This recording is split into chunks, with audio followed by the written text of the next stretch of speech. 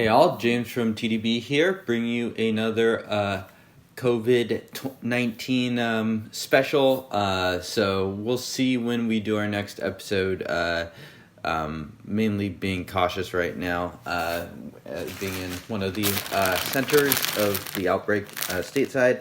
So today I am going to be drinking some ripe Pu'erh, again from Yunnan Sourcing. So if you didn't see the previous one, last lap, covered that and mentioned that I had bought a number of Yunnan Sourcing ripe teas just to mainly drink through with my wife. So I've been having these pretty regularly for about the past month, and so far there's a couple standouts, I'd say, and this is definitely one of them.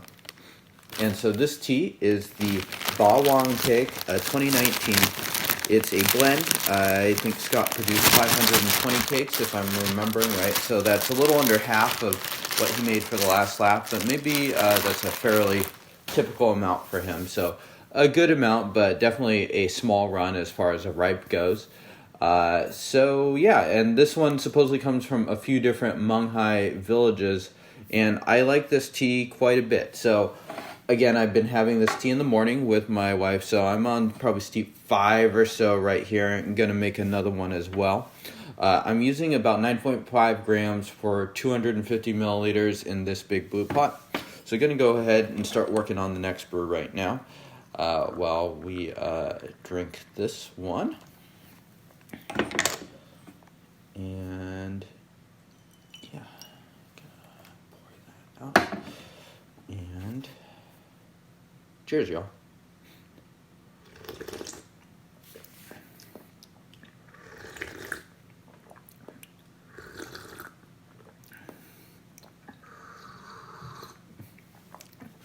Okay, so what stands out for me about this tea is that it's a lot more punchy. It actually has real bitterness to it. I wouldn't say it necessarily is particularly astringent, although it does have a little bit of a drying characteristic as far as a ripe goes. Pretty much nothing compared to a raw. But it is bitter, and usually bitterness is not something that you see a lot in ripe teas. But I think here the mix of the bitterness with some of those more traditional ripe flavors really makes it to be a pretty interesting brew. A few of the teas that I don't think Scott has produced but sourced from Hailong Hao, some of his blends, more premium blends specifically, really can be quite bitter and a bit strong. And I found those that were generally not to my liking. This has about 25 to 30% of that quality, and sort of layered with more of those traditional rich, woody, creamy, ripe notes. I think makes it to be a pretty fun tea to have right now. I've been really enjoying this one. It's a good, strong, robust, ripe tea. The body is very strong. It's just very enjoyable in a lot of different ways. Okay, so brewed that for a bit. Having a smell here. Would not say the smell is terribly atypical ripe. Maybe you can get just like a hint of that sort of more punchy nature to it, but for the most part it still kind of fits into that woody nose. Definitely smells like a ripe there. Yeah, let's see, this might be a little too hot, but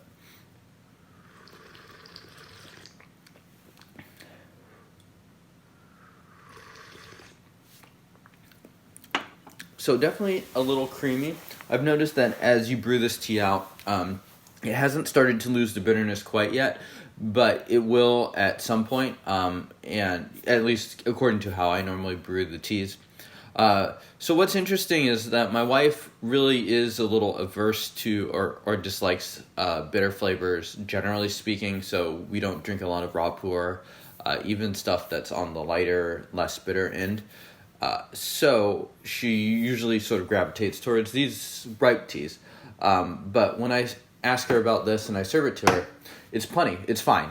She does not have a problem with drinking this, whereas I think she would with some of those Hailong Haos. So again, coming back to this sort of central theme, I like the mixture of those bitter notes combined with these other ones that make it smoother and more interesting to drink. I do think this may also be a decent candidate for aging. I'm just not sure exactly how it'll age. It has more punch than normal ripe does. And I think some of that is probably, I'm sure it wasn't fermented to like a super heavy fermentation, but I think a lot of that is also just the base material. Would not be surprised if there's some fairly bitter leaf material that would probably be pretty punchy if it was raw as well. Just because even through the ripening process, it's able to still shine through and sort of give that bitterness.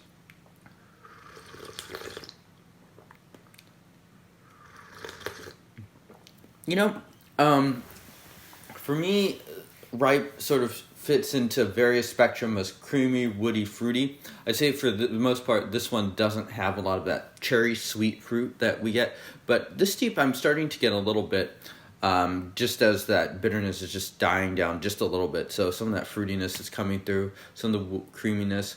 Pretty complex tea as far as just flavors go.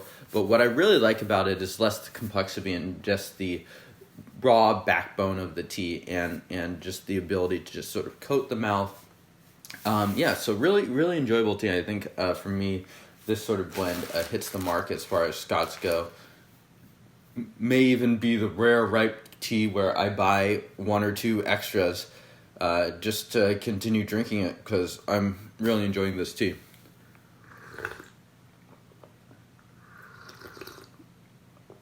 I'd say, I'd say it's mildly sharper than other ripe teas too. It's not as soft. It's definitely ripe, but it's not as like soft and round and as creamy as the Last Laugh is, for instance, which I reviewed pretty recently.